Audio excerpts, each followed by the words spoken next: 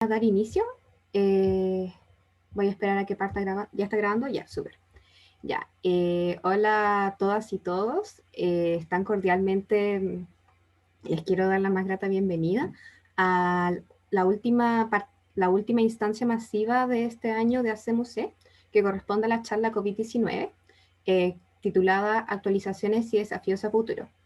Como ACMUC consideramos que no solamente aparte de los avances científicos y del conocimiento científico y biomédico que debemos tener como estudiantes de medicina y aquellos de salud que estén dentro de los invitados, consideramos también que estar dentro de la contingencia nacional también es relevante. Es por ello que desde hace mucho tiempo que teníamos pensado hacer alguna instancia en el fondo para poder informarnos respecto como al tema de la pandemia.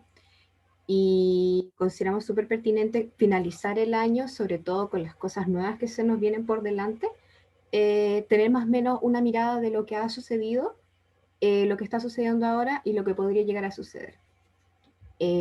Así que, sin más preámbulos, voy a dar como un par de indicaciones. Las preguntas fueron enviadas mediante Google Forms, pero también pueden ser sus preguntas mediante el chat o también a Felipe Vázquez, que tiene un icono de preguntas. Ya. Si es que las quieren hacer de forma más anónima. ¿Qué más? Bueno, cada expositor va a tener entre 10 a 12 minutos de exposición y posteriormente vamos a pasar a responder las preguntas y la interacción con el público. El primero en empezar va a ser el doctor, va a empezar a ser el doctor Gonzalo Valdivia. Adelante. Bien, muchas gracias.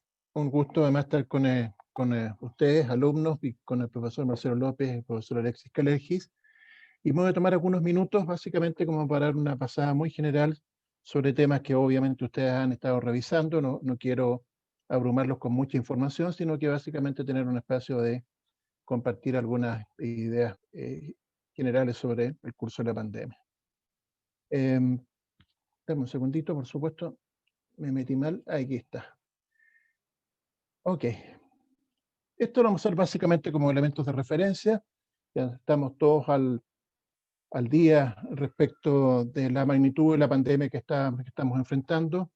En la situación, no el 21, lo acabo de cambiar, actualizar, al día 6 o 7 de diciembre, en Chile más de 639.000 casos activos, 9.224 casos activos, 20.000 personas fallecidas entre confirmados e improbables, una cantidad importante y una tasa de testeo significativa, y con un cambio en la positividad de los exámenes que hemos experimentado en los últimos días. Este porcentaje, perdón, esta positividad 3.9 ha subido en las últimas 24 horas. Una enfermedad que se presenta tempranamente en la vida, una mediana de 38 años, y el 11% son adultos de 65 y más años, con una carga sanitaria que ustedes pueden ver abajo que es abrumadora. El profesor López probablemente nos va a dar un antecedente histórico sobre esto, y que se ha ensañado con los adultos mayores, tanto en términos de mortalidad, como ustedes pueden ver arriba, como también en términos de tasas de hospitalización.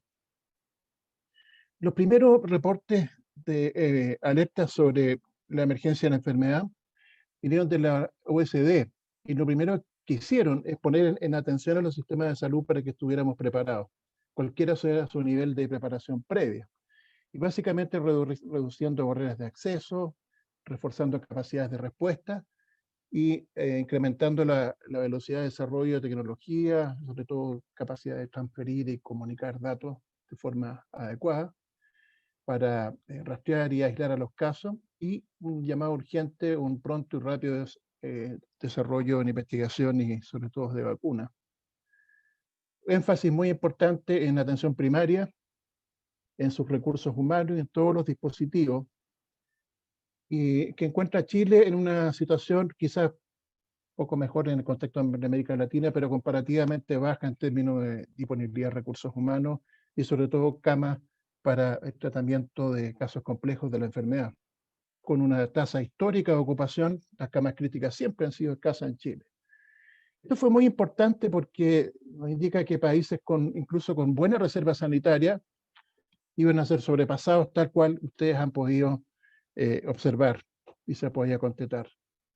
La OMS muy rápidamente, quizás no tan rápido como uno hubiera querido, digamos, declara emergencia sanitaria, condiciones de pandemia, que son sumamente importantes para todos los efectos de regulación y aspectos de salud global que los países tienen en cuanto a disponer del reglamento sanitario internacional, le dan ciertas prerrogativas. Y Chile partió también con todas sus herramientas de control, de mitigación y de enfrentamiento, con el listado que ustedes pueden ver ahí, y que, bueno, hemos asistido en los últimos días, digamos, a un ir y venir en cuanto a la dinámica de todas las medidas de control y mitigación. Con una enfermedad que parece ser que circuló más tempranamente, atractivos e innovadores métodos de evaluación epidemiológica de terreno demuestran en Francia, en Holanda y en Italia, con testeos en alcantarillado, que probablemente circuló antes de que aparecieran los primeros casos primarios, particularmente en Italia, que está muy bien documentado. Y un reciente artículo en base también a repositorios serológicos de un estudio que estaba en marcha, abren la muestra serológica y se dan cuenta que en el caso italiano la circulación fue tan temprana como en la semana 1 del mes de septiembre, en función de medición de anticuerpos en población general. Lo teníamos este invitado muy tempranamente. Con un desafío para los sistemas de salud para efectos de seguimiento epidemiológico, voy a poner aquí, no con afanes comparativos, la progresión entre España y Chile. Como pueden ustedes ver en términos de progresión, tenemos un país que presentó la enfermedad más tempranamente que Chile, por lo tanto sus enseñanzas, al igual que muchos países de Europa, son de referencia. Una primera ola importante en magnitud, una segunda ola más importante en magnitud. Bueno, y la situación chilena, que es la que estamos probablemente empezando con el comienzo de una segunda ola. Los casos probablemente de menor severidad, como todos ustedes saben. Sin embargo, la experiencia española demostró claramente que aunque los casos son menos agresivos, es tal el incremento en la tasa de incidencia que por un efecto de P por Q, más casos, menos severo, igual saturación de los sistemas sanitarios. En Chile, para estos efectos, a diferencia de muchos países de Europa, Chile es casi un estado federado, compuesto por una cantidad importante de agrupaciones geográficas, que ustedes las ven aquí de norte a sur, y que es lo que hemos tenido todos los ejemplos de comportamiento epidemiológico de enfermedades de esta naturaleza. Algunas curvas epidémicas con un solo pic, en algunos casos como en el de Antofagasta, y en otras regiones, como siendo la más extrema, la de Magallanes, casi de pronto casi con 3 ondas epidémicas que han ido progresando con distintas dinámicas, intensidad y magnitud. Eso es un desafío para cualquier sistema sanitario y tremendamente dinámico, porque entre esta diapositiva y la última del reporte epidemiológico de hace 4 días, claramente la situación ha cambiado y en la región metropolitana y en algunas regiones del sur esto va en pleno modificación y muy dinámico, con indicadores como el índice R de reproducción, que para la fecha del 21 demostraba una situación relativamente estable, con la excepción de las regiones del sur del país, y que actualmente, en base al mismo informe, ya nos indica que la región metropolitana, en cuestión de semanas, menos de 2 semanas, ya esto va cambiando en forma bastante adversa. Las epidemias tienen que utilizar indicadores para observar la progresión, y el conteo de los muertos, los fallecidos, es absolutamente necesario. Sin embargo, es muy complejo llevar con el conteo, la estadística de mortalidad con todo el detalle que significa el acto demográfico de certificar la muerte. En ese sentido, la mayoría de los países del mundo han estado puestos en una situación un poquito incómoda e injusta de ser exhaustivos y muy rigurosos en este conteo. Pero, en fin, así lo hemos estudiado con la tasa de letalidad, que en realidad no es una tasa, ¿no es cierto? Un indicador que da cuenta de cuán importante es la enfermedad en términos de severidad, y esta enfermedad así lo ha demostrado. Poniendo en jaque también la disponibilidad de recursos de atención de salud. Esta gráfica lo único que intenta mostrarles a ustedes que normal y naturalmente en Chile hay personas que fallecen en la casa. En línea roja está el porcentaje de población chilena para un periodo representativo que fallece normalmente en la casa. Como ustedes ven, progresa con la edad, pero lo que sí hemos observado es que personas de edad sobre los 65 años han muerto en Chile en su domicilio, probablemente sin tener la atención sanitaria correspondiente. La epidemia ha generado una sobrecarga en términos de mortalidad. Había una mortalidad atribuible que se concentró, como ustedes pueden ver acá abajo, en la fila naranja respecto a los años precedentes. A partir del mes de abril, mayo, junio y julio se concentraron, y a partir del fines del mes de noviembre en adelante la mortalidad se ha ido regularizando en tonos habitualmente normales en su dinámica. Se concentró fundamentalmente en los adultos mayores de 65 años, ese exceso de mortalidad, y como les había comentado, que estos son datos de la progresión chilena, probablemente la mortalidad en la segunda ola sea menor en términos de la cantidad de personas muertas en función de la frecuencia de la enfermedad. Tienen aquí la concentración de las muertes en esos estratos de edad. El personal sanitario ha sido testeado pero en forma muy significativa, tiene tasas de hospitalización menor que la población general. Algunas profesiones de desempeño sanitario han tenido más riesgos, como ustedes pueden ver aquí abajo a la izquierda. Personal sanitario que está compuesto básicamente por mujeres, gente joven en edad laboral, y aprovecho de mostrarles esta diapositiva para encarecidamente insistirle en todos los cuidados que ya sabemos que el personal de salud, por razones obvias, está exponiéndose y que puede prevenir con los elementos de protección personal. Me voy a saltar esta diapositiva que da más bien para la conversación final y voy cerrando con algunos comentarios generales.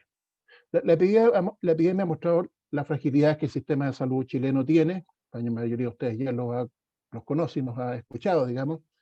Tenemos un sistema de salud que tiene una fragmentación compleja, un sistema público-privado muy escalonado en niveles de atención, con un Ministerio de Salud que tiene dos subsecretarías, ustedes las han visto en los medios de prensa, subsecretaría Redes, que tiene que ver con la provisión de atenciones, y la de Salud Pública, que tiene que ver con las directrices sanitarias en términos generales. Uno indicando más bien cómo ordenarse, y el segundo cómo disponerse a entregar esas atenciones de salud. La falta de coordinación ha sido manifiesta en estos meses de pandemia, con una respuesta sanitaria desbalanceada, con un énfasis excesivo en la atención hospitalaria. Recién en el mes de mayo y junio, los servicios de salud pudieron tener la posibilidad de reforzar el nivel primario de atención. Debilidades en la comunicación, en la oportunidad y en la calidad de la información disponible, y una evidente fragilidad de todos nuestros sistemas informáticos, además de una dependencia inaceptable por parte del mundo desarrollado en términos de insumos y tecnología, que nos ha complicado muchísimo el control de la pandemia. Pero también con un lado muy positivo, nos vamos a referir a esto probablemente en las preguntas. Hemos desarrollado buenas capacidades de vigilancia epidemiológica, con testeos bastante novedosos, como el pooling, que es agrupación de muestras en población con baja prevalencia, para optimizar los escasos recursos que en algún momento tuvimos de estrategias diagnósticas, y con el uso de muestras biológicas distintas a las obtenidas con el testeo anual de nasofaringe. Una segunda pandemia. Este gráfico nos muestra que a partir del mes de marzo prácticamente las consultas en todo el sistema sanitario chileno por urgencia cayeron en forma significativa y están recién reactivándose. Esto nos va a generar claramente una sobrecarga por muchos pacientes que están sin atención habitual y tienen patologías crónicas con altos niveles de descompensación, que van a sobrecargar la limitada capacidad de respuesta que el sistema de salud tiene, que ustedes ven a la derecha abajo, que está ampliamente detenida.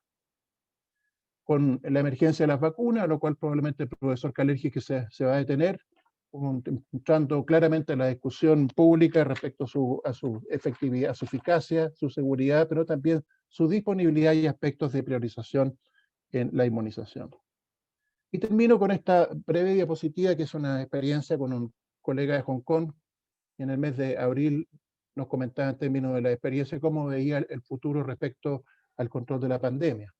Como pueden ustedes ver, muy asertivo, la necesidad de un marco científico formal para seguir el curso de la pandemia y la epidemia en el caso chileno, con indicadores adecuados, firmes, estables, sólidos y creíbles, con una especial preocupación por la demanda de recursos críticos, con una necesidad de una conversación social respecto a los equilibrios entre lo que es los cuidados de la salud y por otro lado los cuidados de los desarrollos económicos de nuestro país.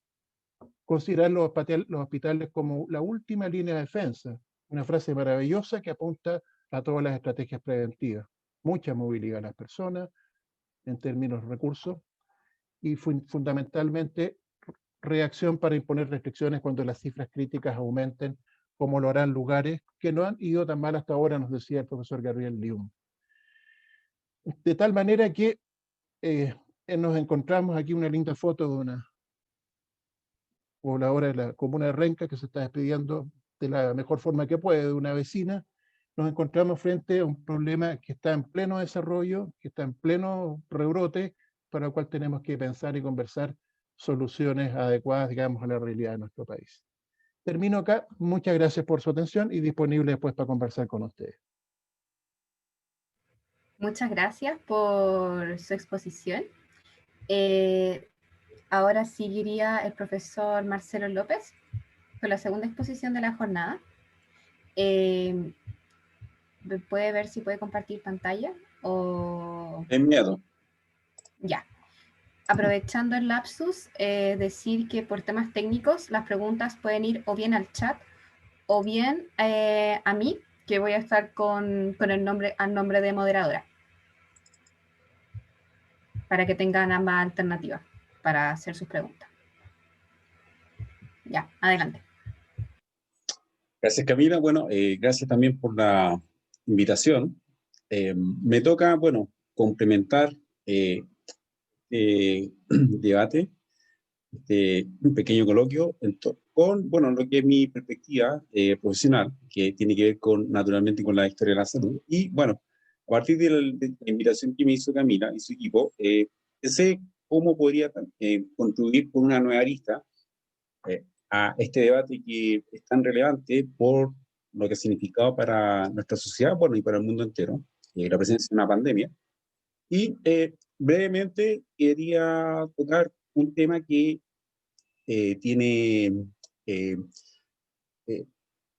ha sido discutido en las últimas décadas a propósito de la pandemia del SIDA, pero que naturalmente se puede establecer conexiones con lo que está ocurriendo ahora, bueno, dentro de una larga trayectoria que, bueno, que me corresponde a mí esbozar.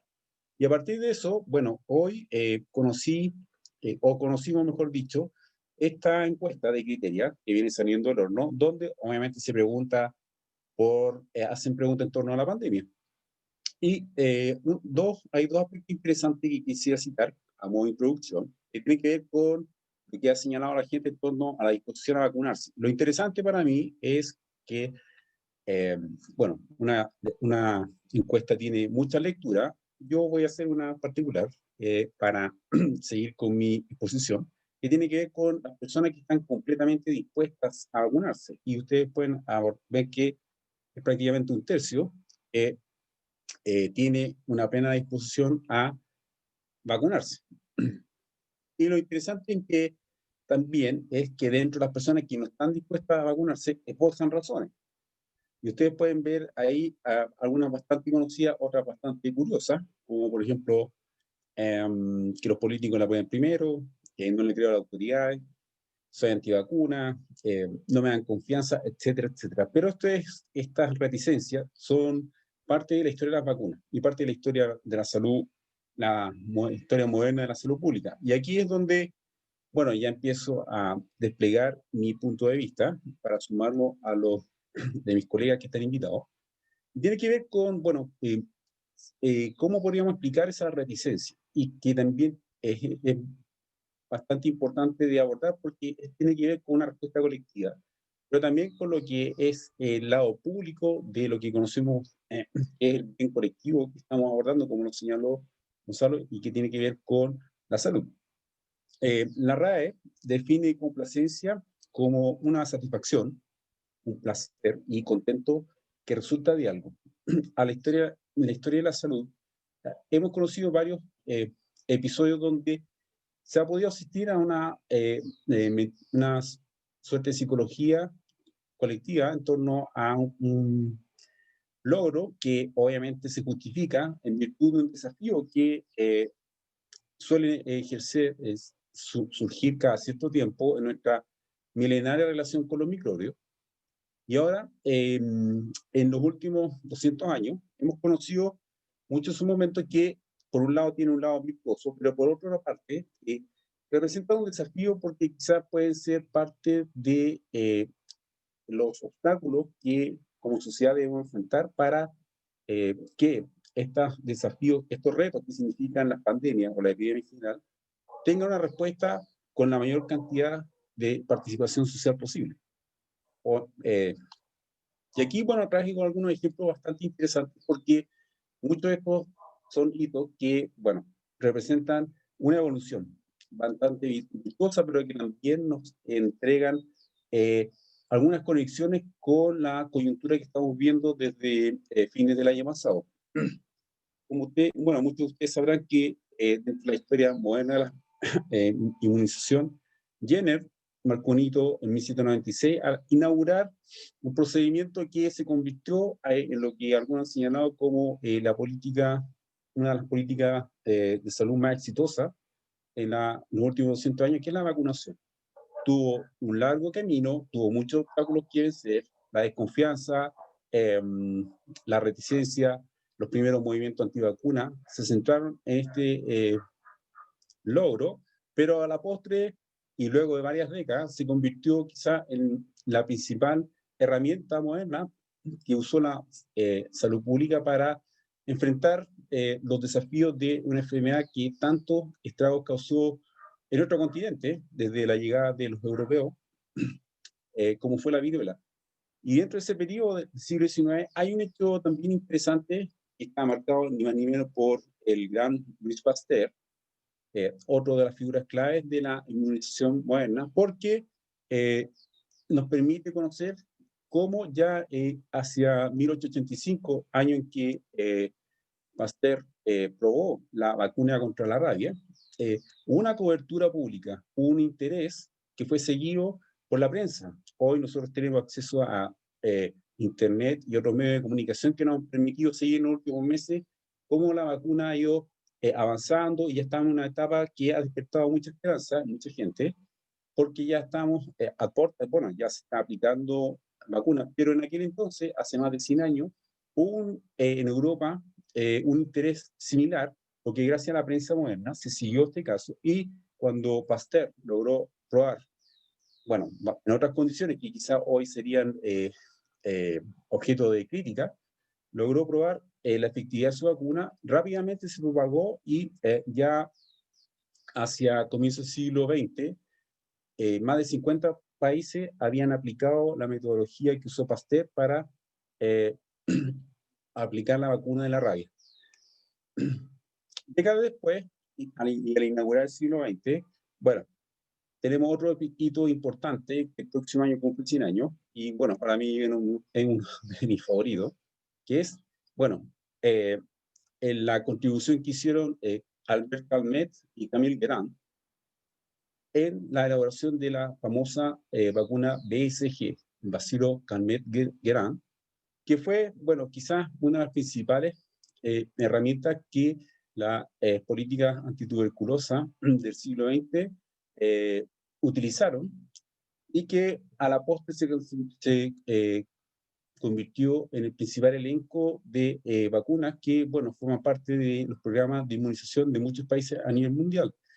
Nuestro país se empezó a aplicar en 1928 tímidamente y ya en 1930-31 se postergó su aplicación por un incidente que hubo a nivel internacional, el incidente Lübeck, donde la BCG, que fue mal administrada, produjo la muerte de muchos niños. Pero también, como señaló Sotelo Río, en nuestro país fue difícil de aplicar porque no existía equipo que permitieran seguimiento de los pacientes que recibían la vacuna de BCG, que era clave para ver cómo evolucionaba su aplicación. Pero ya en la década del 50 el SNS contó con los equipos profesionales y la capacidad para desplegar la BCG no solo en las ciudades, sino que también a nivel rural, que fue una de las grandes contribuciones que hizo el SNS en la implementación de esta vacuna que fue tan fundamental. Y por último, acercándome ya a otro episodio tan relevante para la historia de la inmunización, es, bueno, la vacuna contra la poliomielitis que elaboró Jonas Salk, y lo hizo, que también tiene una particularidad, que nos acerca mucho a la experiencia que estamos viviendo, que tiene que ver con la premura que se realizó.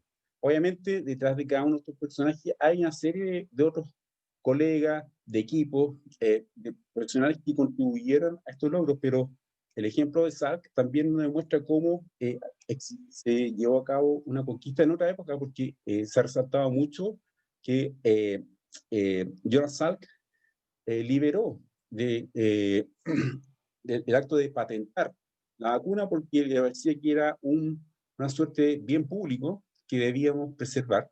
Una cuestión que a nosotros quizás nos parece rara, pero en aquel entonces no lo era. Quizás por otras condiciones sociales, doctrinales también, pero es parte de la historia que estamos viendo. Y bueno, para ir ya entrando en la última etapa de presentación, ¿qué podríamos extraer y conectar?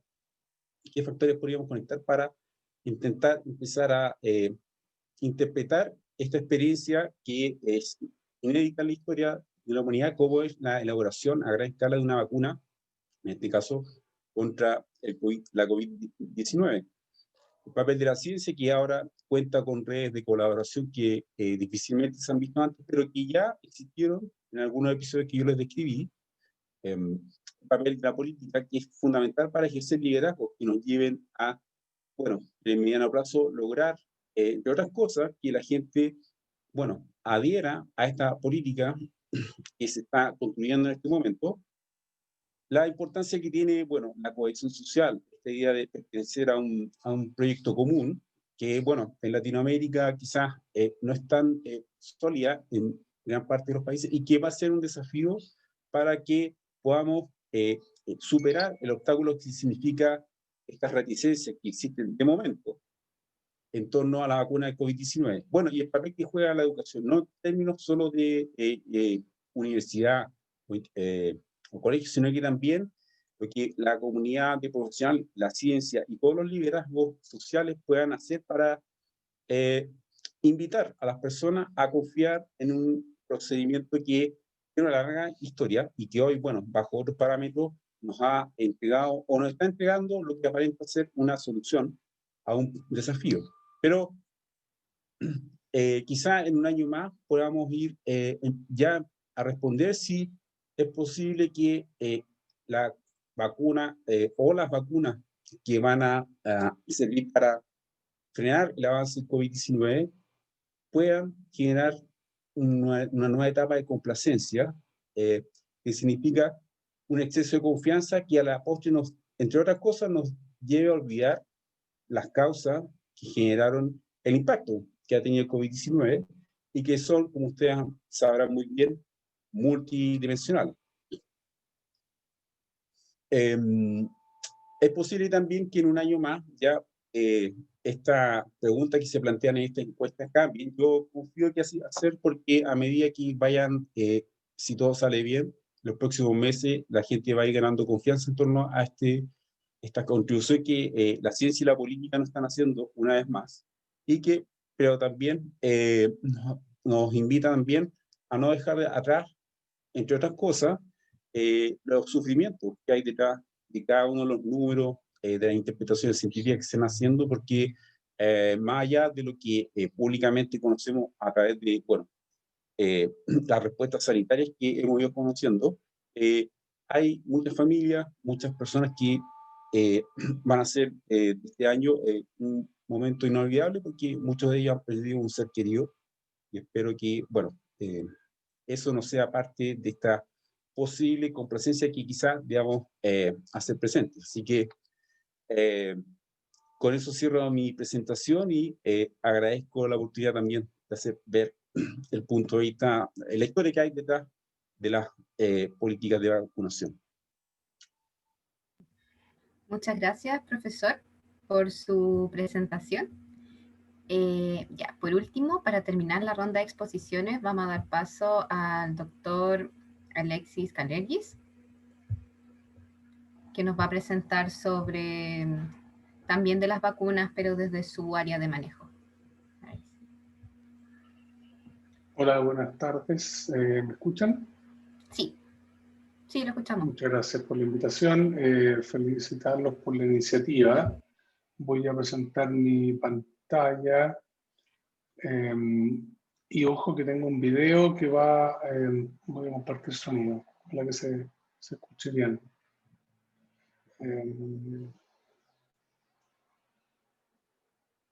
¿Ve la pantalla? Ahora sí. Ahí sí, perfecto. Sí. Ok, muchas gracias. Entonces, voy a partir por una nota también histórica, un poco en la línea de lo que presentó recién el profesor López, sobre la viruela, que una enfermedad que ya no existe, justamente gracias al liderazgo de personas, voy a mencionar 2 personas acá, Lady Mary Wortley. Ella era una poetisa inglesa, parte de la delegación turca, inglesa en Turquía, y aprendió que muy temprano que había una práctica que se llamaba valorización en ese tiempo, y que servía para proteger contra la viruela, y fue líder en llevarla a Occidente y motivar a la ciencia y a la medicina de Inglaterra para estudiar este fenómeno. Y también imposible no mencionar a Edward Jenner, quien inició los primeros estudios de vacunar.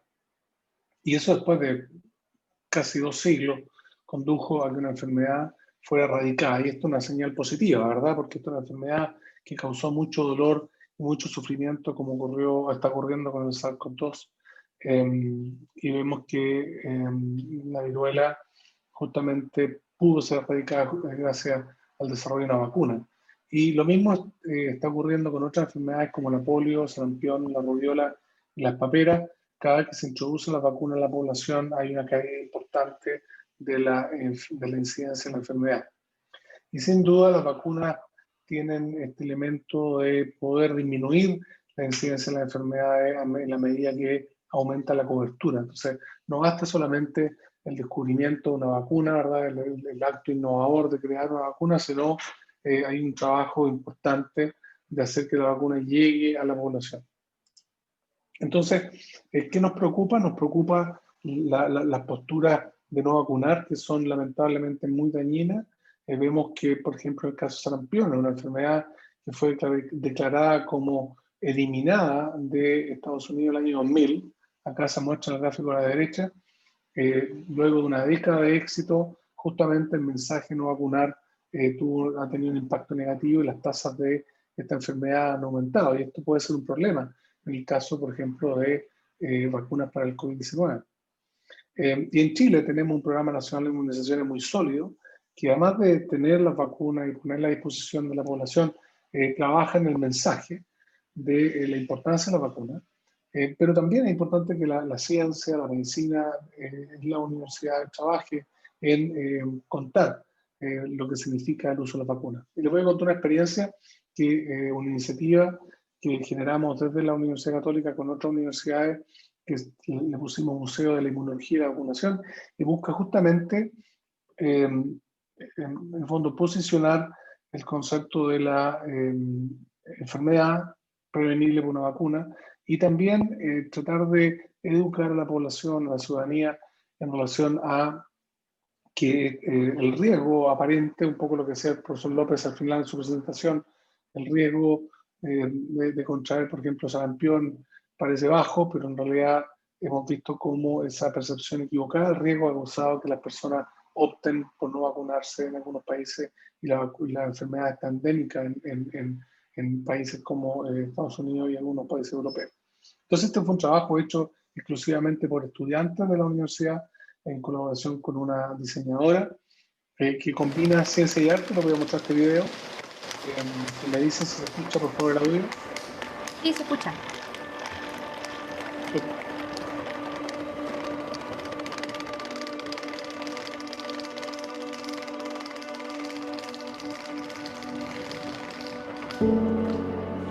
Vamos a hacer la inauguración de esta primera muestra del Museo de la Inmunología y de la Vacunación, que se llama Eternalismo. Principalmente son alumnos que fueron los creadores de las ideas de lo que vamos a mostrar, Junto con la diseñadora está el doctor Calergis y también hay gente del laboratorio, alumnos de doctorado, investigadores que vinieron a colaborar. 10 de las grandes. 10 de estas, sí. De estas. Empecemos el primero. El objetivo de la muestra es posicionar el concepto de la comunicación científica. En particular, nos interesa enseñar cuál es el origen de estas enfermedades y al mismo tiempo demostrar que la vacunación es una manera de prevenirlas. ¿Qué enfermedades? De enfermedades sería o de parotidis. Traer a la Trinidad, que fue la directora creativa, la diseñadora, la que armó la mayoría de los proyectos, fue darle vida a eso, fue darle vida a las cosas que nosotros teníamos en mente.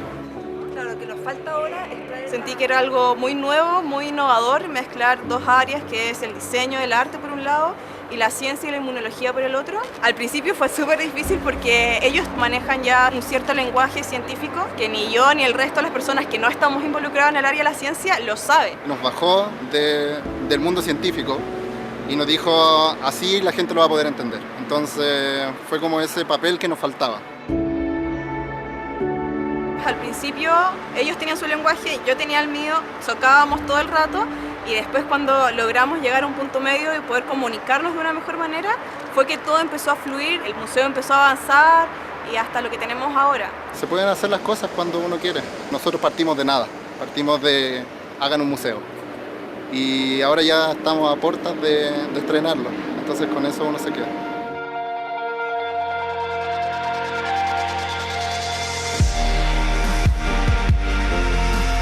Bueno, muchas gracias a todos los presentes. Realmente estoy muy emocionado por la convocatoria. Hemos denominado esta muestra Eternalismo porque persigue incluir el pasado, el presente y el futuro de la inmunología y la vacunación, es decir, un rango eterno de tiempo. Como autoridades no podemos más que felicitar y agradecer muy sinceramente esta iniciativa. La inmunología y la vacunación en la historia de la humanidad tienen logros importantes que hoy se continúa trabajando por mejorar la salud de todos los seres humanos.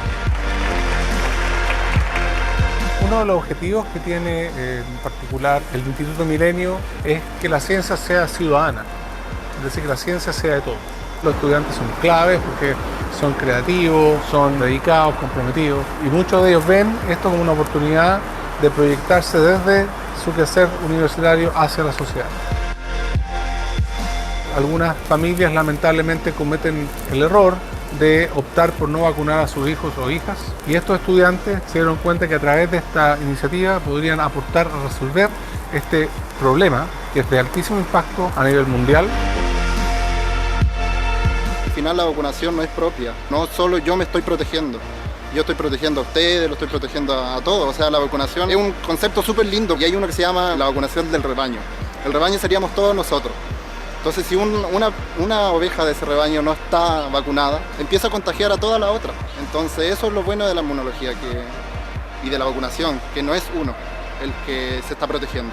Además de uno, es al resto. De una clase de inmunología nace un poco también esta inquietud, las ganas de hacer un museo, las ganas de poder comunicar de distinta manera y que no todo quede en un libro, no todo quede en un paper o en una publicación fuera del país, sino comunicar también lo que ellos están haciendo en su país y a su gente. Hay que enfocarse en hacer divulgación, eso es lo importante, en llegar, en transmitir, en encantar. La divulgación científica tiene como objetivo, finalmente, que el conocimiento que generamos sirva a la sociedad, para contribuir en nuestro imaginario, para inspirarnos, para tomar decisiones. Y eso es un rol fundamental de la ciencia. Que es educar más que todo, es llevar la ciencia a la gente. La verdad que he pasado muchos años bien encerrada en un laboratorio, conversando harto con alumnos, pero de temas muy científicos y del experimento y hacerlos pensar y el pensamiento científico, cómo razonar. Y eso fue el propósito que en un momento le dije al doctor Calergis, me encantaría hacer algo distinto, de difusión, de poder llegar más a la población, de salir, de mostrarse un poquito más. Para mí también es un tremendo aporte, una oportunidad que uno no deja de poder hacer cosas nuevas en la vida, digamos. Hay tiempo para todo. Bueno, esa iniciativa la tenemos actualmente itinerando, está en Temuco y ahí nos pidió la pandemia, así que sigue en Temuco, pero en esa línea les muestro esto que es muy actual. y es una editorial de Science, de Nature, perdón, donde justamente aborda cómo poder promover la confianza en las vacunas que han sido desarrolladas con tanta rapidez a raíz del COVID-19. Y me encanta la editorial que se denomina que en el fondo se requiere una transparencia radical de la ciencia, de los estudios clínicos, y eso ha ido pasando. Nunca la humanidad había estado tan pendiente del desarrollo de una vacuna. Entonces, las vacunas son fundamentales para generar inmunidad y proteger. O sea, claramente es fundamental contar con una vacuna contra el SARS-CoV-2. Sabemos que el virus se ha diseminado a raíz justamente de la falta de inmunidad, y las colaboraciones científicas, asociativas que han ocurrido a nivel mundial, y Chile participando de eso, han permitido llegar al punto en que estamos, en que hay una cantidad importante de vacunas que ya están en estudio fase 3, que son la última etapa, la evaluación de eficacia, que habían demostrado previamente seguridad. Siempre se mide la seguridad hasta incluso la fase 4, pero ya tenemos vacunas que en menos de un año ya están terminando, generando ya sus primeros análisis de eficacia. Ahora, en relación al virus, es un agente microbiano de 14 marcos de lectura abiertos, y causa una enfermedad resultante de una hiperinflamación, de un exceso de inmunidad, que para prevenir la enfermedad requiere neutralización por medio de anticuerpos y una inmunidad equilibrada. Y las estrategias que se han utilizado a nivel mundial para desarrollar vacunas son de diverso tipo, desde virus inactivados, unidades proteicas, vacunas en base a RNA, DNA, etc. Y varias de ellas, como les decía, están en estudios clínicos. Nosotros en la UCE estamos trabajando también en una vacuna, explorando 4 antígenos del virus: la proteína Spike, la proteína E, la proteína M y la nucleoproteína. Y fundamentamos uno de las vacunas en base a lo que coincidentemente mencionó el doctor López, respecto a la BCG, esta propiedad que tiene la vacuna de inducir una suerte de inmunidad que se denomina entrenada, que, como lo voy a mostrar a continuación, en los países que tienen uso de BCG como vacuna contra tuberculosis, tienen durante las primeras semanas el brote con SARS-CoV-2 menores tasas de casos por millón de habitantes comparado con los países que no tienen. Nosotros publicamos esto este año, en abril. Ha habido cerca de 20-25 papers, publicaciones después de la nuestra, que ratifican esta observación de que la BCG por sí sola tiene este efecto favorable. Así que en el diseño de una de las vacunas estamos explotando este fenómeno.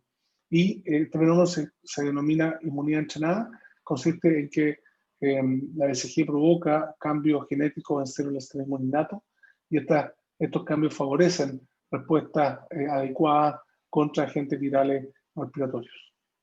Y por eso generamos 4 tipos distintos de vacunas que ya están bien avanzadas, ocupando técnicas de, por ejemplo, análisis bioinformático para definir zonas de las proteínas del virus que pudieran ser blanco interesante. Y aquí les muestro una foto de un grupo de estudiantes que estuvo trabajando durante todo el periodo de la pandemia, todo este tiempo, y siguen trabajando, generando estos prototipos que estamos pronto a escalar a formulación GMP, y queremos evaluar clínicamente el próximo año. La idea es evitar con la vacuna esta hiperinflamación que ustedes ven a la izquierda, que causa el virus por medio de la educación correcta del sistema inmune, que combina inmunidad entrenada y la inmunidad clásica, que es la inmunidad adquirida. Y este trabajo ha tenido cierta notoriedad. En Nature salió un artículo en junio que destaca los esfuerzos en Latinoamérica y destacan a la Universidad Católica por el trabajo que está haciendo en el desarrollo local de vacunas.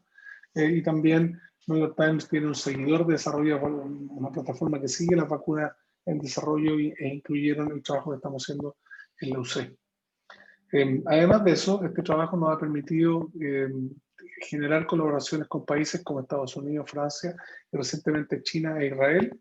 Firmamos este año convenios formales con Israel y con China, y además establecimos formalmente una alianza entre universidades chilenas lideradas por la UC que buscan trabajar en conjunto para evaluar vacunas y terapias contra COVID-19.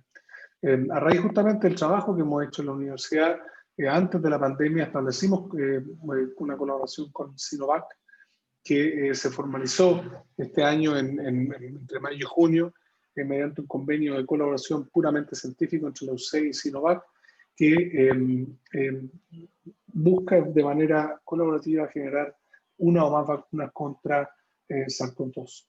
Esta es una empresa que ha hecho varias vacunas. Chile conoce sus vacunas, han sido registradas acá en Chile anteriormente. Por ejemplo, ellos fueron los primeros en desarrollar la vacuna contra la influenza pandémica.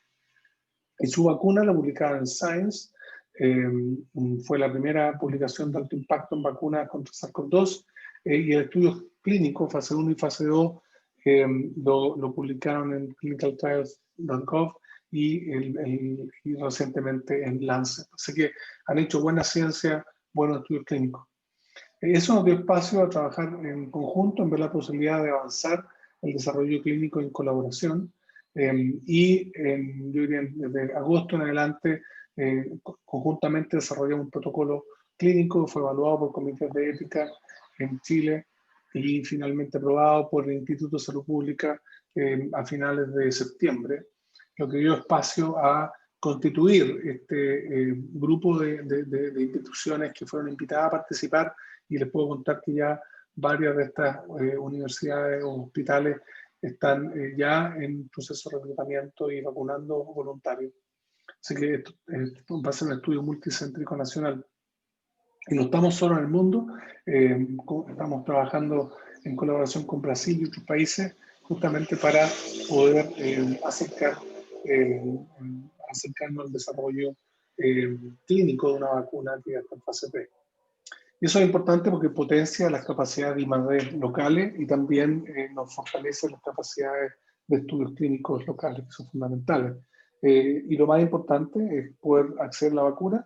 La UC firmó un convenio con Sinovac de acceso temprano, preferente, prioritario, que fue transferido al Estado mediante un convenio que a su vez la UC firmó con el Ministerio de Salud. Por lo tanto, los derechos de estas, son cerca de 60 millones de dosis, los tiene actualmente el Ministerio de Salud. Sería una opción de demostrar la vacuna su seguridad y eficacia. Y por eso el estudio que estamos haciendo acá en Chile es tan importante. Vemos desde la UC, el grupo de investigadores e investigadoras que estamos trabajando en esto, como las vacunas como un bien público. Creemos que son un instrumento de política de salud pública que debería ser de acceso para todos y todas. Este es el equipo académico. Iniciamos este proyecto con la doctora Sorbuena y Pablo González de Ciencia Biológica. Se sumaron la doctora Barca y José Vicente González, doctora Barca de Medicina, y José Vicente González de Química. Y lo más importante es destacar que somos un equipo multidisciplinario donde hay investigadores básicos, investigadores clínicos y también muchas personas jóvenes, muchos estudiantes que desde su trabajo de generación de conocimiento universitario pueden aportar a la sociedad. Así que eso, muchas gracias por su atención y esperamos con nuestro grupo. Esta es una foto que nos tomamos en enero, que fue la última celebración que tuvimos. Queremos tener un momento como este pronto, y para tenerlo, mientras no haya vacuna, esta foto sería solo con mascarilla, ¿verdad? Mientras no haya vacuna no se puede, y por eso es que es importante, estamos trabajando tan duro en generar vacunas y apoyar el desarrollo de vacunas internacionales también. Muchas gracias. Muchas gracias por su exposición y felicitar a todos los expositores. Súper buenas las presentaciones y a la vez concisas. Vamos a empezar ahora la ronda de preguntas y vamos a empezar con una pregunta a panel completo. Partiría el doctor Caleris y la pregunta dice así: ¿cómo proyectan, tanto de su área de expertise como de la matriz de sus exposiciones, lo que viene a futuro para Chile, tanto a corto o a largo plazo en 2021? Como proyecto, escuché la pregunta, pero no entendí proyectar qué cosa. Por ejemplo, de su área, que es de la investigación inmunológica, de las vacunas. Entiendo. De mi trabajo, bueno, primero que nada, seguir haciendo clases online, cosa que hago con muchas ganas, pero no se compara a la experiencia de hacer clases en la sala. Me ha tocado también hacer clases, me han invitado a hacer clases hace mucho tiempo en otra universidad en Chile y fuera, y es bien duro la manera como se da la dinámica, y pucha, a ustedes también les ha tocado vivir eso, y así que bueno, por lo menos el primer semestre lo veo como un proceso de hacer clases online.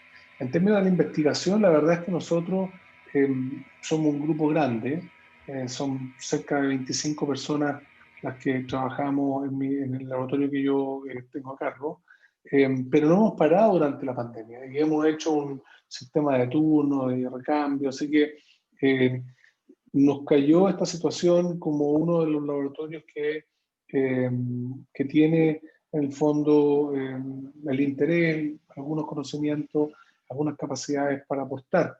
Entonces hemos estado funcionando. Yo me imagino el 2021 va a seguir igual, vamos a seguir con el estudio clínico que ya partimos de esta vacuna en colaboración con Sinovac, pero además queremos el próximo año estar ojalá probando clínicamente la vacuna que hicimos la UC. Entonces yo veo un próximo año bien ocupado, va a seguir siendo un año con distanciamiento, sin duda. Si llegan las vacunas, se anticipa que vamos a tener una vacuna quizás a finales de diciembre, comienzos de enero, quizás más vacunas en enero, pero el proceso de vacunación va a ser lento. Entonces vamos a tener que seguir cuidándonos porque este virus claramente tiene una capacidad de circular, contagiar y enfermar bien seria. Entonces hemos sido sumamente cuidadosos y vamos a seguir siendo cuidadosos y de esa manera nos hemos mantenido sanos. Esa es mi respuesta, Camila. Muchas gracias. Seguiría el doctor Valdivia. ¿Cómo proyecta desde el área de la salud pública, como tanto a nivel como personal o a nivel nacional, lo que se viene de pandemia para el 2021? De acuerdo, por supuesto, yo creo que la mayoría de nosotros, incluyéndolo a ustedes, por cierto, hemos estado pensando esto desde marzo. Eso de pronto a uno le sorprende los titulares de los periódicos. Dice, bueno, el próximo año vamos a tener un año distinto. Eso no es ninguna novedad. Yo creo que en la universidad el hecho de tener una comunidad de gente pensando en distintas capas, etapas de su vida, es una maravillosa oportunidad de anteponerse. Tenemos mucho espacio para estar inventando cosas de forma precipitada. En términos generales, yo soy profesor de salud pública, me dedico a la epidemiología, mi foco son las enfermedades crónicas. Pero en ese sentido hay una oportunidad importante para la disciplina a la cual me he dedicado por muchos años, en términos de capturar todas las competencias y experiencias y habilidades y conocimientos que el mundo ha generado para volcarlos en una reorientación de alguna manera en la enseñanza de la salud pública y en sus disciplinas constitutivas. Me parece que con todas las dificultades que tienen los procesos de enseñanza a distancia, hemos aprendido cosas súper valiosas.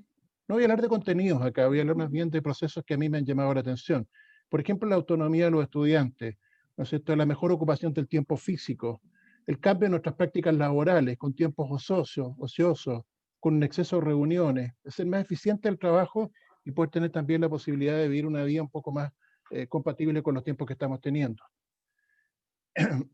En términos de investigación, mucho, ¿cierto? El profesor Kalergi está en una dimensión de investigación, en un estrato quizás distinto al que está un especialista en salud pública, pero para nosotros un desafío muy importante es cómo escudriñar en la realidad chilena para evaluar por qué ha sido tan fuerte el impacto en población adulta, por qué ha sido tan fuerte el tema de la mortalidad, por qué tenemos una carga de morbilidad impresentable, conociendo todos los mecanismos de prevención. Las epidemias muestran de alguna forma la fragilidad de todos los sistemas sanitarios y de la imperfección de las políticas públicas. Creo que mi disciplina y la universidad completa debe acercarse a un contacto de una realidad nacional mucho más cercana, más estrecha. Lo hemos hecho bastante bien desde el año pasado, pero creo que esto nos abre una puerta para responder más bien a los compromisos que son de preguntas que le interesan a las personas. De pronto la ciencia tiene preguntas que le interesan a la ciencia. Este es un bonito ejemplo que tenemos que buscar preguntas que respondan a brechas de conocimiento de la ciencia y que sirvan a las personas. Las personas están esperando respuestas a ese tipo de cosas. Me preocupa muchísimo como especialista de salud pública cautelar que efectivamente una vacuna, que son un bien público, bajo todo punto de vista, son un bien público, mi temor es que la lucha por acceder a cantidades adecuadas y en oportunidad conveniente a las vacunas genere distanciamiento en todos los procesos de globalización que han acercado al mundo. Como bien lo explica el profesor López en un bonito paper que para mí fue muy relevante leerlo, síganlo, en la revista chilena de infectología, las dos pandemias, ¿no es cierto? Las epidemias son momentos en los cuales se pone sobre la mesa un interés común por salir adelante. Lo que yo estoy percibiendo en este momento, donde hay solamente una disponibilidad de una vacuna, es un hecho complejo, podemos entrar en una tensión muy grande con un proveedor. Los países que están en condiciones socioeconómicas deprimidas, y más aún por lo que nos afecta, van a distanciar sus brechas de igualdad con respecto a otros países. Necesitamos un orden mundial nuevo que regule este tipo de cosas. Tenemos un órgano que es la Organización Mundial de la Salud, que ha mostrado una fragilidad relevante en términos de su capacidad de dirección. Entonces, para mi disciplina, a mí me gustaría tener 20 años más de lo que tengo, porque realmente se abre un mundo de oportunidades para responder a desafíos que se nos vienen muy encima, digamos, y que requieren de capacidades de pensamiento joven, a propósito, y visiones innovadoras. Eso es, Camila. Muchas gracias. Doctor Kalergis, si mal no me equivoco, ¿usted tenía otro compromiso como cercano a esta hora? Sí, así que pronto voy a tener que retirarme, pero me puedo quedar unos minutos más. No se preocupe todavía, Camila, yo le aviso. Ya, perfecto. Muchas gracias. Ya, ahora respondería el profesor López. Si quiere, repito la pregunta.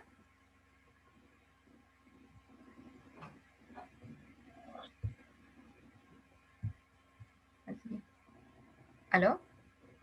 Sí.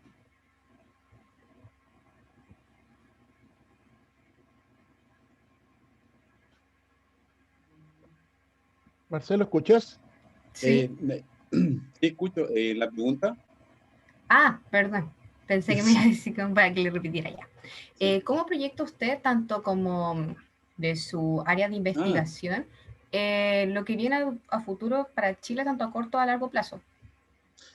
Bueno, por lo que yo he ido apreciando y bueno, coincido en muchos aspectos con Gonzalo, en cuanto hay una oportunidad, pero las oportunidades se tienen que tomar.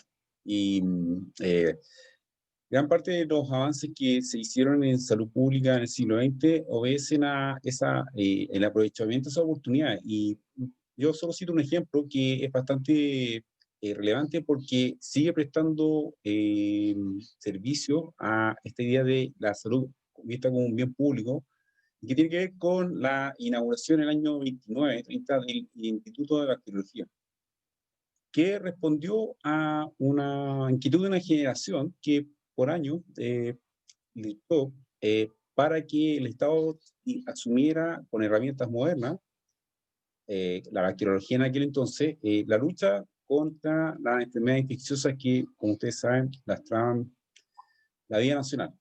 Y esa institución fue la base de, entre otras cosas, de la elaboración de las vacunas que por décadas se fabricaron en el país, pero también se generaron cuerpos docentes que quizás hoy sirvan como ejemplo para que toda esta experiencia docente investigativa que se haya acumulando y que es enorme, se pueda canalizar para que las instituciones educativas, dentro de las cuales obviamente se cuenta nuestra universidad, puedan aprovechar esta oportunidad, entre otras cosas, de muchos aspectos que hemos venido observando, pero que ahora estamos evidenciando en forma concreta, que tiene que ver, una, con la complejidad que reviste la salud, la importancia que tiene, que no está solo circunscrita a un seguro, a un sistema, a cómo se financia, sino que también engloba nuestra vida entera, y también el carácter multidisciplinario, interdisciplinario, que hemos visto ahora en forma patente el valor que tiene. Y y ojalá esta sea una oportunidad para que las autoridades pongan el acento o tengan la visión para que eso se concrete en iniciativas que ustedes también como futuros profesionales de la salud aprovechen para hacer de la salud pública un bien público, como mis colegas han señalado. Perfecto. La siguiente pregunta va dirigida tanto para el doctor Kalergis como para el doctor Valdivia, y dice así: ¿qué opinan de los estudios de efectividad de las vacunas que están saliendo al mercado? ¿Es esta la metodología ideal para asegurarnos una protección inmunológica a largo plazo? ¿Y estos ensayos clínicos pueden continuar éticamente una vez que se encuentre una vacuna eficiente? Partiría el doctor Kalergis. Camila, ¿sabe que se me desconectaron los audífonos? No escuché la pregunta. Ya. Estoy con problema de internet. Sí, no se preocupe. ¿Qué opina de los estudios de efectividad de las vacunas que están saliendo al mercado? Esa sería como una pregunta. ¿Es esta la metodología ideal para asegurarnos una protección inmunológica a largo plazo? Y como tercer componente, ¿los ensayos clínicos para las vacunas contra el COVID-19 pueden continuar éticamente una vez que se encuentre una vacuna eficiente? Son dos muy buenas preguntas. Los estudios clínicos toman tiempo, hay que diseñarlos, completarlos. Hasta ahora tenemos datos solamente de análisis interinos de eficacia, que son datos preliminares, pero no son definitivos. Tampoco sabemos cuánto tiempo va a durar la inmunidad que generan las vacunas que están en estudio. Así que, en realidad, la eficacia y la determinación del mecanismo de acción de las vacunas y su seguridad son elementos centrales de los estudios clínicos que están actualmente en curso. Ahora,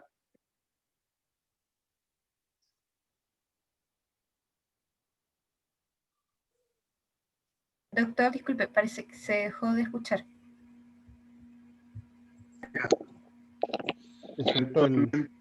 Ahora sí.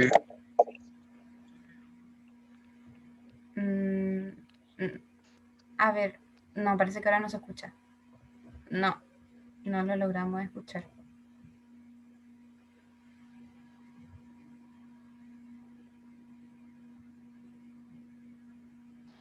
¿Y ahora me escuchan? Sí, ahora lo escuchamos.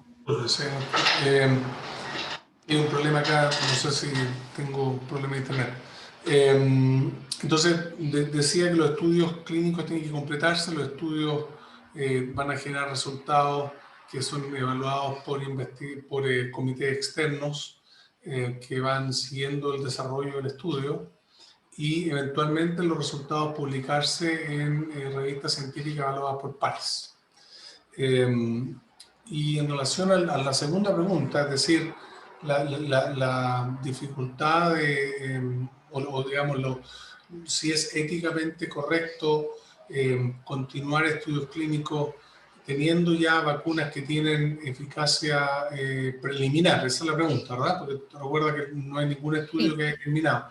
Entonces, bueno, asumiendo que esa eficacia preliminar es real, sin duda eso va a impactar a la continuación de los estudios clínicos, porque normalmente cuando se demuestra la eficacia de una vacuna, normalmente el estudio requiere cambios importantes. Por ejemplo, las personas que recibieron placebo debieron recibir la vacuna, quizás suspender el uso de placebo y cambiar el perfil de estudio. Hay cambios que tienen que hacer porque sin duda el dato de eficacia que se logra en un estudio clínico influye en la decisión de si un sujeto recibe o no placebo, por ejemplo, o deja de recibir la vacuna, sabiendo que la vacuna ya tiene antecedentes eficaces. Ahora, esta situación es probablemente, quizás no es la primera, pero se está dando de manera importante en prácticamente todos los estudios que están actualmente en desarrollo en diferentes países, justamente a raíz de que los estudios han ido ya revelando cierto nivel de datos interinos de eficacia. Ya, muchas gracias. Ahora correspondería al doctor Valdivia. Le repito la pregunta. Sí, no hay Ya. problema. Ya. Mira, desde la perspectiva de la salud pública, es extraordinariamente complejo la investigación en desarrollo de vacunas cuando tenemos una enfermedad cuya historia natural todavía no se conoce, ¿no? Todavía no se conoce. Pero por otro lado, la autoridad tiene que tomar decisiones y las vacunas tienen la capacidad de evitar que aparezca la enfermedad y evitar también que personas cursen en formas graves, digamos. Pero eso es lo primero que tenemos que tener en cuenta, que es un escenario absolutamente distinto.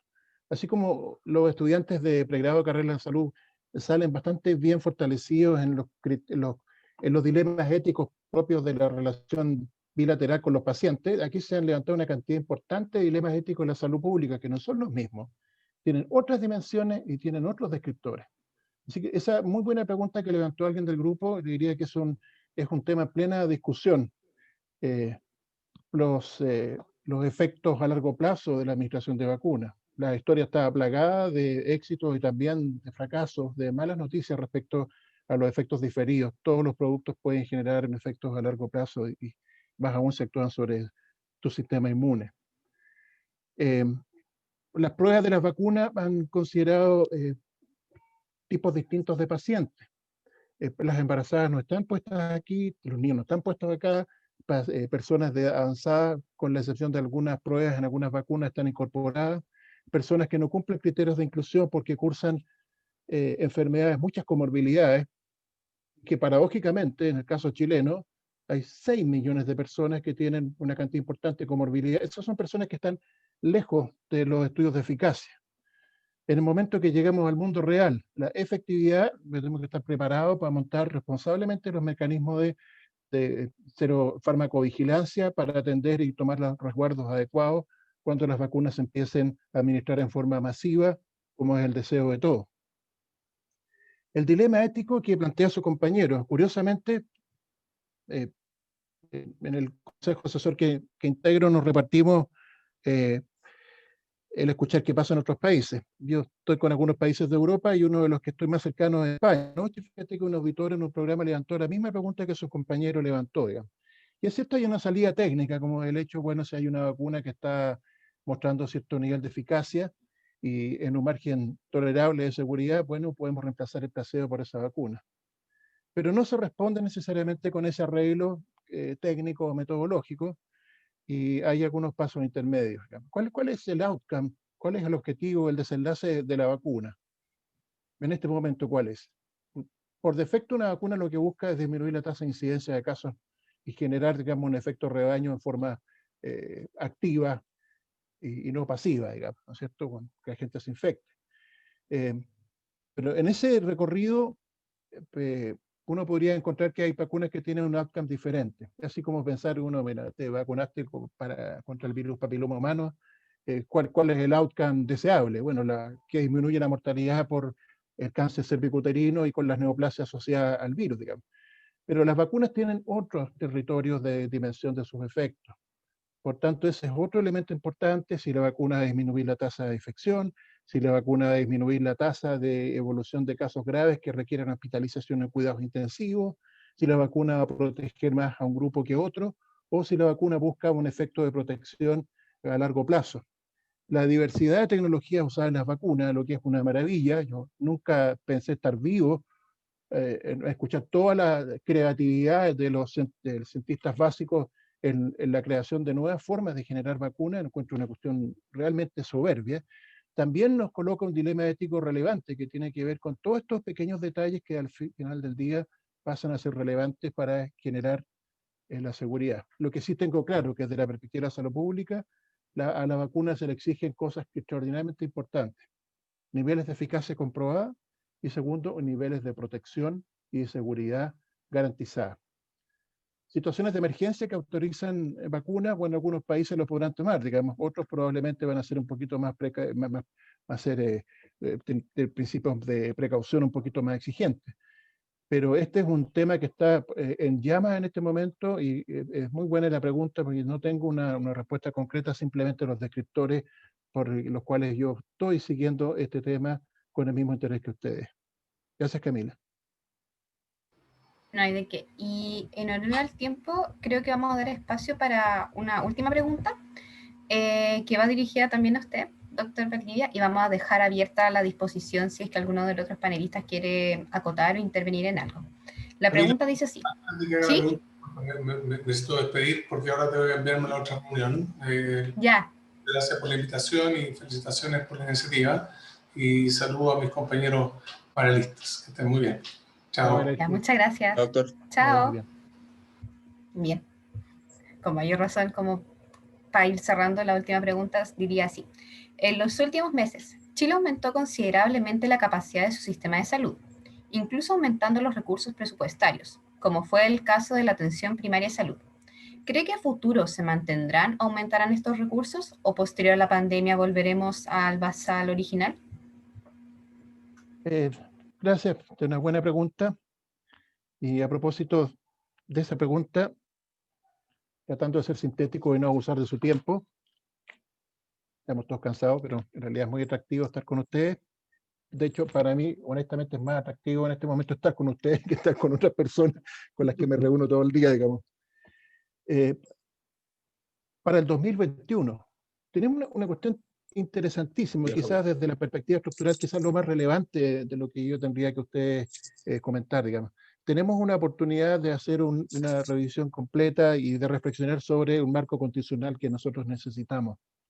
Y en ese sentido no podemos tener una constitución que plantee de forma tan poco inteligente el concepto de derecho a la salud, que está puesto como un derecho prestacional, ¿eh? Está puesto como el derecho a la atención a la salud. Y por centrarnos en este tipo de cosas, reaccionamos de una forma tan hospitalocéntrica frente a una pandemia, cuando los principios básicos desde la epidemiología de la época hipocrática nos indica que lo primero que hay que hacer es testear, trazar y aislar. Entonces, esa es una primera cosa que tenemos que atender, y tenemos que participar a conocer un constructo de sociedad con un derecho a la salud construido de una forma maravillosa. Los invito a conocer un documento que está pronto a ver la luz pública por parte de la facultad, que fue fruto de un trabajo multidisciplinario. Me tocó precisamente trabajar en ese eje con personas muy creativas. Nuestro sistema de salud es parte del problema. No quiero ser mal agradecido, tenemos un sistema solo con una historia maravillosa. Cuando uno conversa con colegas de otros países, digamos, lo único que hacen es reconocer las virtudes que tenemos. Pero nadie es perfecto, ¿eh? Así como dice Pío Baroja, el camino a la perfección es algo que se logra en forma infinita, que es como estos logros que nunca se concretan. Tenemos un sistema de salud que necesita ser perfectible. De hecho, hasta el día de hoy tenemos un sistema de salud unificado, con las prerrogativas que tiene el estado de excepción al que llamó el presidente de la República, las camas públicas, los bienes públicos, los recursos humanos, sector público y privado, pertenecieron a un sistema nacional de salud. Eso es lo que ocurrió a partir del mes de marzo. Y a mí me gustó lo que yo vi. Me hubiera encantado ver, además, un sistema de salud con un nivel primario puesto, pero en primera línea desde el comienzo, como debió haber sido. Lamentablemente, el sistema privado, como ustedes saben, no tiene un nivel primario de atención, tiene algo parecido.